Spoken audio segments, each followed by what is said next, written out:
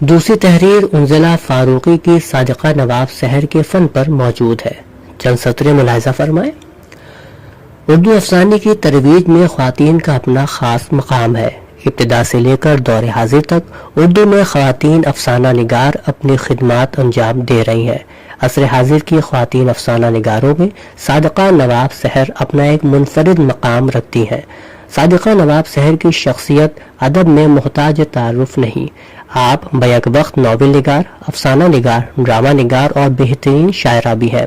صادقہ نواب سحر تجربات کا بہترین سرمایہ رکھتی ہیں اور گہرا تخلیقی شعور بھی۔ تخلیقی شعور آپ کے افسانوں میں بخوبی دیکھنے کو ملتا ہے۔ آپ آج کے دور کے مسائل اور تجربات کو اپنے افسانوں میں بخوبی برتنے کا ہنر جانتی ہیں۔ صادقہ نواب سحر کے افسانوں کا مطالعہ کرے تو قاری ان کے تخلیقی شعور سے لطف اندوز ہوئے بغیر نہیں رہ سکتا۔ آپ جس طرح الفاظ کا تانا بانا بنتی ہیں اور کم الفاظ میں بڑی گہری بات کہہ جاتی ہیں، نہایت قابل ستائش ہے۔ آپ کے الفاظ ذہن و دل پر گہرے نقوش چھوڑ جاتے ہیں۔ صادقہ نواب سحر نے ہر عمر کے کرداروں، خاص طور سے بچوں، عورتوں اور لڑکیوں کو اپنے افسانوں کا موضوع بنایا ہے۔ کردار نگاری میں آپ کو مہارت حاصل ہے۔ ان کے افسانوں کا مطالعہ کریں تو ہر کردار ہمیں اپنے آس پاس کا ہی نظر آتا ہے، جیسے سب کچھ ہماری آنکھوں کے سامنے ہو رہا ہے۔